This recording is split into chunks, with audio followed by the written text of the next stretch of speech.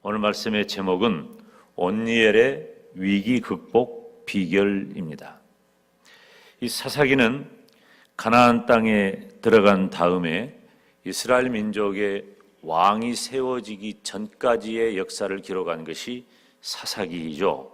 그런데 특별히 그 사사 가운데 오늘 말씀을 보면 갈렙의 동생의 아들, 그러니까 우리가 갈렙이라고 하는 위대한 믿음의 선진을 알고 있잖아요. 그 갈렙의 조카가 되는 거예요. 그런데 마침 이스라엘에 큰 위기가 닥쳤어요. 여기 오늘 본문에 여러 차례 언급하고 있는 대로 메소보다미아 왕인 구산 리사다임에 의해서 이스라엘이 정복당하고 8년 동안이나 속국 상태가 됩니다. 매우 비참하고 걱정스러운 일입니다. 그런데 그때 하나님께서 온니엘이라고 하는 사사를 통해서 위기를 극복하게 하셨습니다. 사랑하는 여러분, 국가든 어느 공동체든 개인이든 다 크고 작은 위기가 다가옵니다. 위기가 없는 사람은 없어요. 모든 사람, 어떤 공동체, 어떤 국가든지 다 어떤 형태의 위기를 만나게 됩니다.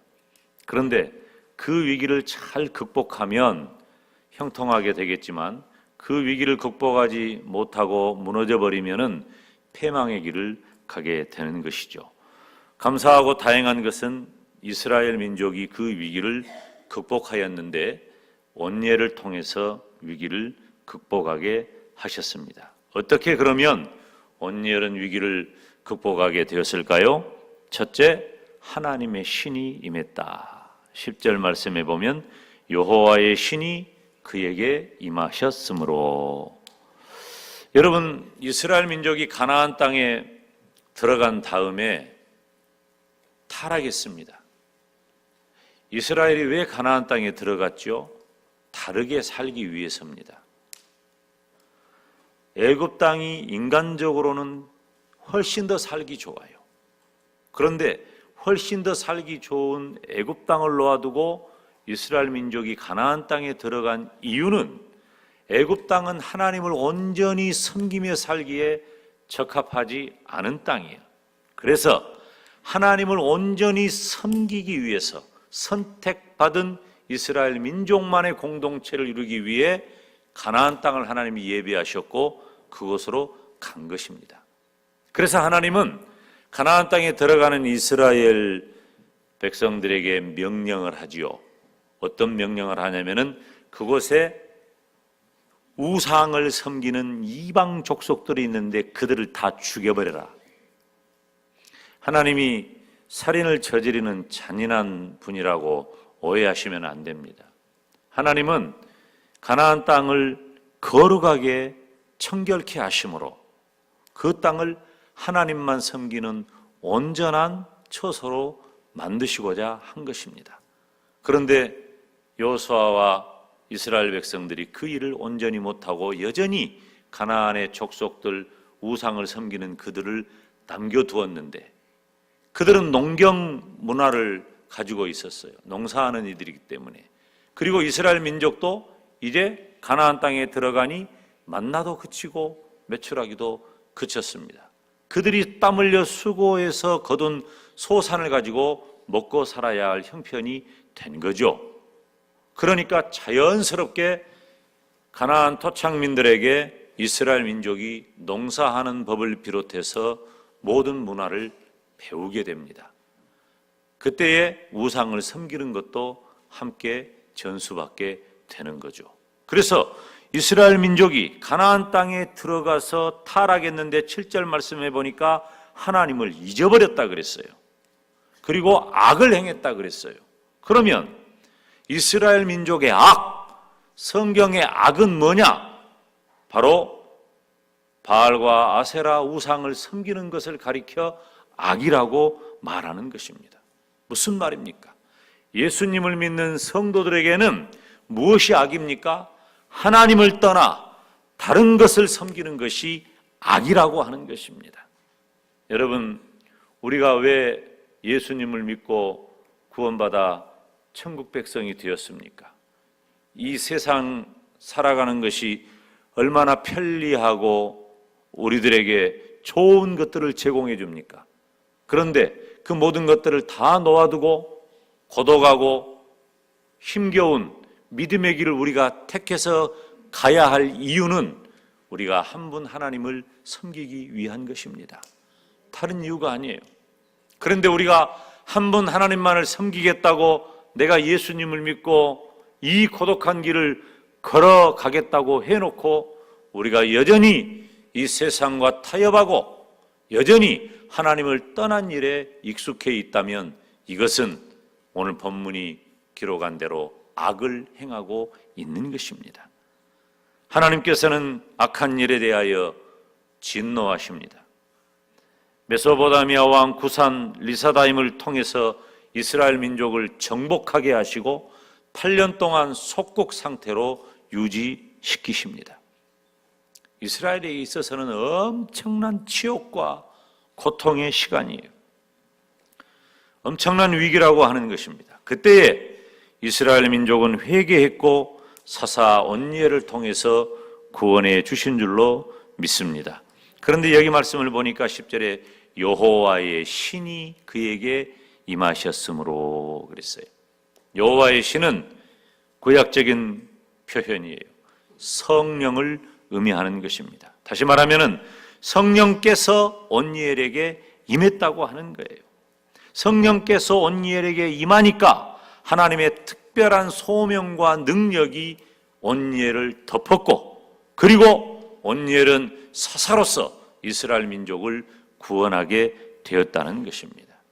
사랑하는 성도 여러분, 저와 여러분이 이 땅을 살아갈 때 내게 닥친 크고 작은 위기를 극복하기 위해서는 먼저 성령으로 충만해야 할 줄로 믿습니다.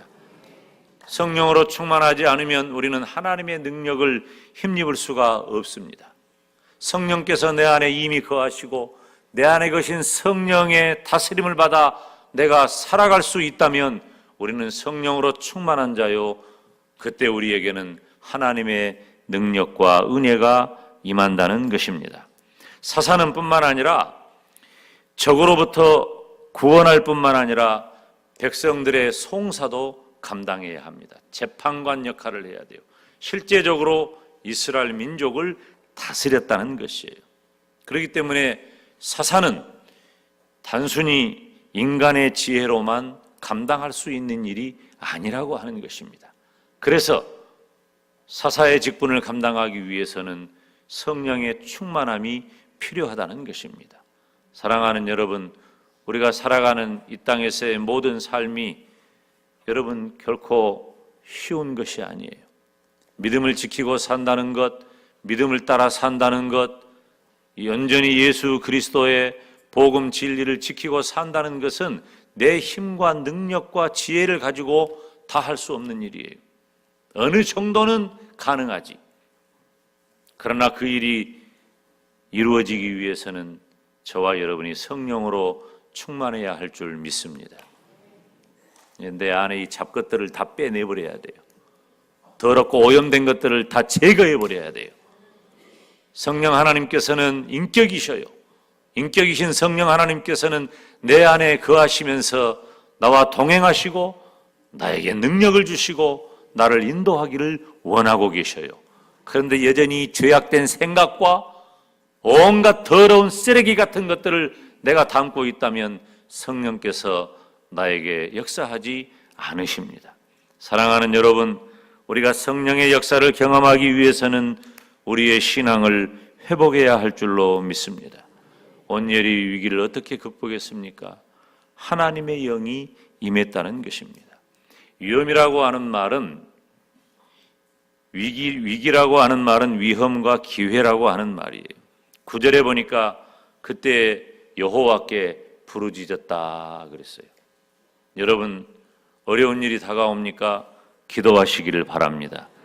그리고 9절에 보니까 기도하는 그들을 하나님께서는 용서해 주시고 구원자를 보내셨습니다. 그리고 10절에 이르러서 하나님의 신이 충만하다, 성령으로 충만했다 그랬어요.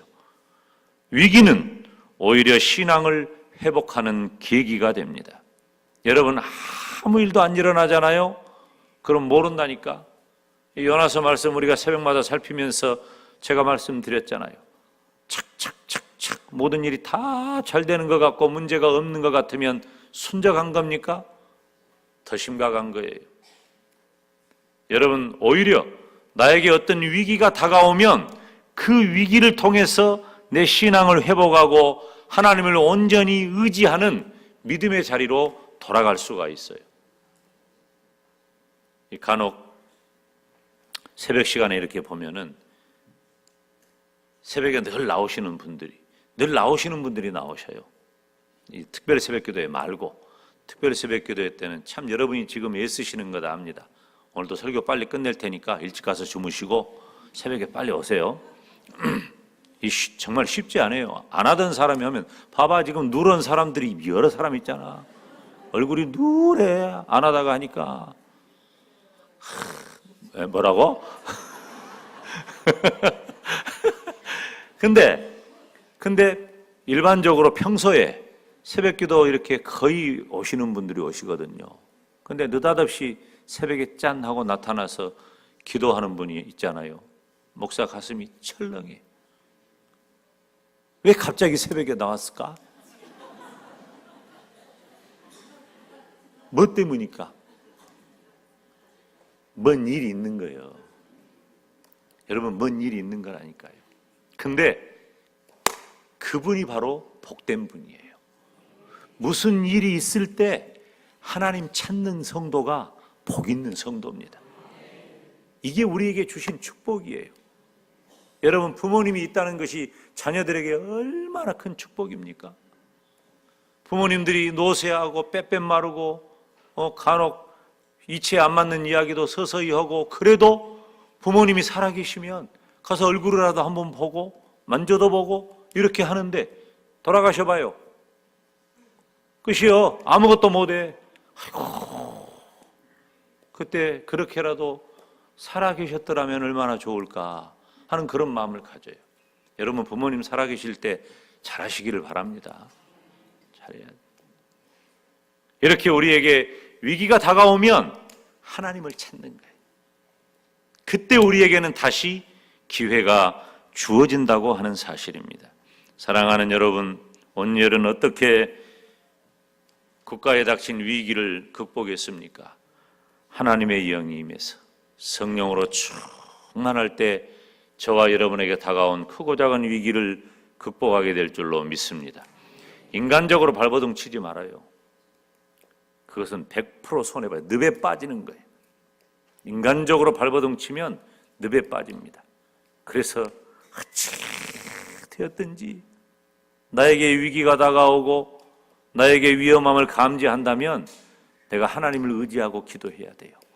그리고 하나님의 영이 성령으로 충만하게 살아갈 수 있도록, 나아갈 수 있도록 우리 하나님을 의지해야 할 줄로 믿습니다. 이것이 믿음의 사람인 거예요. 그래서 믿음이 복되다고 하는 거죠. 온열은 어떻게 위기를 극복했습니까? 두 번째, 여호와께서 그 손에 붙여주셨다. 10절 다 같이 읽습니다. 시작. 여호와의 신이 그에게 임하셨으므로 그가 이스라엘 사사가 되어 나가서 싸울 때에 여호와께서 메소보다미아 왕 구산 리사다임을 그 손에 붙이심에 온열의 손이 구산 리사다임을 이기니라. 아멘. 여호와께서 메소보다미아 왕 구산 리사다임을 그 손에 붙이셨다. 무슨 말이에요? 여호와께서 그 손에 붙여주셨단 말은 온열이 거둔 승리가 온열 자신에게 기인한 것이 아니라 오직 하나님의 주권적인 능력과 역사로 말미암았다는 것을 가리키는 거예요.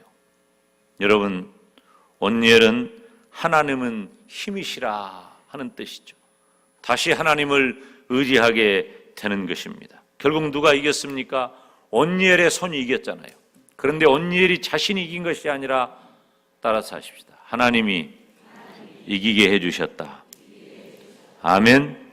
사랑하는 여러분, 우리에게 다가온 모든 위기에 하나님이 해결자가 되심을 믿으시기 바랍니다. 하나님은 전지전능하십니다. 그리고 모든 문제를 해결해 주십니다. 온열이 어떻게 위기를 극복했는가? 하나님이 이기게 해주셨다고 하는 거예요. 우리는 하나님의 절대 능력을 믿습니다. 예수님을 믿는 성도된 저와 여러분이 하나님을 의지해야 할 이유예요. 다 알아요. 저도 많이 배운 줄도 알고, 많이 아는 줄도 알고, 많이 경험한 줄도 알고, 그 정도면 훌륭한 줄도 알아요. 그러나 그것 갖고는 안 돼요. 여러분, 그것 갖고는 안 됩니다. 우리에게 다가온 위기를 진정으로 이기기 위해서는 하나님이 이기게 해주셔야 할 줄로 믿습니다. 하나님을 보면은요, 참 하나님은 분명하신 분이에요. 하나님은 범죄에 대해서는 무서운 징계를 내리십니다. 여러분 12절 말씀 보면 온열이 죽은 다음에 다시 이스라엘 민족이 범죄해요. 제가 사사기 말씀드릴 때 늘 말씀드리잖아요. 이 사이클이 항상 사이클이 똑같아. 이스라엘 민족이 범죄하니까 하나님이 진노하시고 징계하셔요. 나라 뺏기게 만들어요. 그리고 그러면 그들은 눈물 콧물 흘리고 회개하면 하나님이 용서하시고 사사를 세워서 다시 이스라엘을 회복시켜줘. 그러면 좀 잘 살아야 할 거 아니요? 또 범죄해. 그러면 또 징계, 또 회개해, 또 회복시켜, 또 범죄해. 이것이 사사기에 계속해서 반복돼요. 그러니까 이 온열이 죽은 다음에 다시 범죄하니까 하나님이 누구를 보냅니까? 이번엔 모압 왕을 보내가지고 이스라엘을 핍박하잖아요. 그 다음에도 가나안, 미디안, 암몬, 블레셋 이런 족속들을 이스라엘을 보내가지고, 사실은 그런 족속들은 원래 이스라엘 민족의 상대가 안 됩니다. 원래는 상대가 안 돼요. 비교할 수가 없어요. 그런데 이상한 것은 비교할 수도 없다고 하는 그들에게 이스라엘 민족이 패망하고 나라를 빼앗기고 속국 상태가 되어버리더라고 말이에요. 뭐 때문에 그래요? 하나님의 징계 때문에 그런 거예요. 그리고 회개하니까 다시 회복하게 하시는데 하나님이 어떤 방법을 통해서 역사하십니까? 삼갈, 드보라, 바락, 기드온, 입다, 삼손 다 누구예요? 사사들이잖아요. 하나님이 세우신 사사를 통해서 회복의 역사를 이루어 가셔요. 그런데 한 사람 한 사람 이름들을 살펴보면은 삼갈, 드보라, 바락, 기드온, 입다, 삼손 온전합니까? 온전하지 않아요. 어떤 이는 겁쟁이고 어떤 이는 핸디캡이 있고 이것저것 다 문제거리들이 있어요. 그런데 하나님의 손에 붙들리니까 그들이 능력자가 되고, 하나님의 손이 붙들리니까 그들을 회방하는 자를 이기는 데 쓰임받게 되고, 하나님의 손에 붙들리니까 적들을 물리치게 되는 거예요. 여러분, 위기를 만났어요? 혹은 앞으로 여러분에게 다가올 위기가 있을까요? 그럼요. 어떤 경우에도 우리는 위기를 만날 겁니다. 그때 어떻게 하겠습니까? 이 위기를 누가 이겨냅니까? 내 힘과 능력이 아니라 하나님이 내게 닥친 위기를 이기게 해주실 줄로 믿습니다. 하나님은 우리의 힘이 되십니다. 그래서 하나님께서 이기게 해주신다는 거예요. 온열의 위기 극복은 첫째로 성령 충만해야 합니다. 두 번째로 하나님이 이기게 해주십니다. 세 번째로 40년간 평온했어요. 11절 우리 다 같이 읽습니다. 시작. 그 땅이 태평한 지 40년에 그나스의 아들 온열이 죽었더라. 8년 동안 메소포타미아 왕에게 점령당해가지고 속국 상태에 있었는데 하나님이 그 위기를 극복하게 하신 다음에 이스라엘 백성들에게 40년 동안의 평온을 주었어요. 여러분, 우리 하나님이 어떤 분이십니까? 우리가 범죄하고 타락할 때는 냉정하십니다. 무섭습니다. 그렇게 징계하십니다. 그렇지만 우리가 회개하고 돌아오면 하나님께서는 성령으로 우리를 충만하게 하시고 하나님이 친히 대장이 되셔서 이기게 하시고 그리고 우리에게 축복의 길을 열어주시는 줄로 믿습니다. 평온한 거예요. 여러분, 지금 이 시대 세상이 얼마나 흉흉합니까? 전쟁, 기근, 테러, 동성애, 다원주의, 온전히 예수님 못 믿고 삽니다. 제대로 예수님을 믿는 믿음의 사람들은 불편해요. 목사 세계에서도 마찬가지예요. 목사 세계에서도 이런저런 대화를 하다 보면 불편하다. 불편한 마음이 너무 클 때가 있어요. 이렇게 똑같은 한 교단에 한 지붕에 살고 있는 것 같지만은, 여러분, 제가 신학교 다닐 때요, 박요일 목사님이라고 하는 분이 계셨어요. 그분이 채플 시간에, 신학교는 매일 경건 예배를 드리니까 경건 예배 시간에 제가 졸업을 앞두고 있을 때인데 와가지고 이제 경건에 설교를 하는데 뭐라고 설교를 하냐면은, 여러분은 이제 신학교 여기서는 이렇게 다 이렇게 개혁주의 신학을, 보수 신학을 배워도 졸업하면 다 여러분은 순복음식으로 갑니다. 그렇게 말하는 거예요. 그래서 우리들이 예배 끝난 다음에 항의를 했어요. 목사님, 그게 도대체 무슨 말입니까? 졸업한 사람들은요, 다 각자 자기 성향대로 간다, 그 말이에요. 그러니까 개혁주의 보수 신앙을 신학교에서 공부를 했어도 나가서 목회의 현장에서는 다 각자 자기의 취향대로 목회를 해요. 여러분, 다 다릅니다. 다 달라요. 목사님들마다 색깔이 다 달라요. 왜 똑같은 신학교 나오고 똑같은 교수님에게 배우고 똑같은 성경을 가지고 목회를 하는데 왜 다르냐? 추구하는 바가 달라요. 그러니까 정말로 진리를 지키면서 말씀을 전하고 그 가운데서 목회하는 데는 말할 수 없이 고독합니다. 주님의 길을 가는 것은 우리 주님이 말씀하신 대로 넓지 않아요. 넓은 길이 아니에요. 좁은 길이에요. 사랑하는 여러분, 좁은 길을 택하시기 바랍니다. 좁은 길을 택하시기 바랍니다. 좁은 길을 택하시기 바랍니다. 그것이 하나님이 기뻐하시는 길이에요. 지금 우리가 살아가는 이 세대에 우리가 좁은 길 가기 어렵습니다. 믿음이 어려운 시대가 되었다, 그 말이에요. 그런데 그런 가운데서도 좁은 길을 가는 하나님의 백성에게 하나님께서는 평안의 복을 주시는 줄로 믿습니다. 우리는 모두 다 온전하지 못해요. 우리는 다. 이 자리에 있는 어느 누구도 나는 완벽하다, 완전하다, 안전하다, 온전하다 그렇게 말 못합니다. 우리는 다 핸디캡이 있어요. 이런저런 핸디캡이 다 있단 말이에요. 없는 사람이 없어요. 그렇지만 하나님께서 함께 하시면 성도된 저와 여러분에게 평안의 복을 주실 줄로 믿습니다. 성령께서 하시는 일은 평안한 거예요. 사랑하는 여러분, 우리 모두 다 평안의 복을 누리시기를 주님의 이름으로 축원합니다. 무엇보다도 신앙적인 평안을 얻으시기를 바랍니다.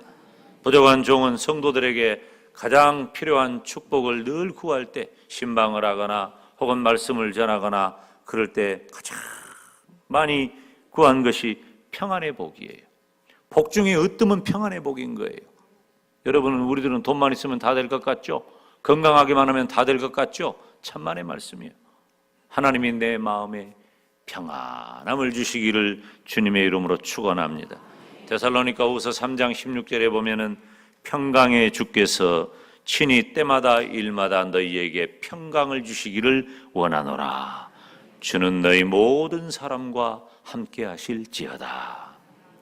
제가 늘 이삭에 대해서 설교하잖아요. 왜 이삭입니까?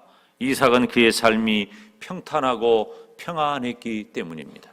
사랑하는 여러분, 저와 여러분은 위기가 다가올 때 하나님께서 그 모든 위기를 다 물리치시고 평안을 선물하시기를 주님의 이름으로 축원합니다. 온열은 나라가 당한 위기를 극복했습니다. 그가 물론 개인적으로 뛰어난 재능과 은사가 있었던 것도 사실이에요. 삼촌인 갈렙을 본받아서 그도 뛰어난 용사임이 분명합니다. 그렇지만 그 개인의 뛰어남이 위기를 극복한 것이 아니라 첫째, 성령으로 충만했고 둘째, 하나님이 이기게 해주셨고, 그리고 마침내 하나님이 평안을 선물해 주셨습니다. 오늘 헌신 예배를 드리는 우리 농인부 형제 자매들과 우리 영광대교의 모든 성도들은 성령으로 충만하시기를 바랍니다. 우리 앞에 다가온 위기를 하나님이 이기게 해주시기를 바랍니다. 그리고 우리의 인생길에 평안한 삶이 이루어지기를 예수님의 이름으로 축원합니다. 기도하겠습니다.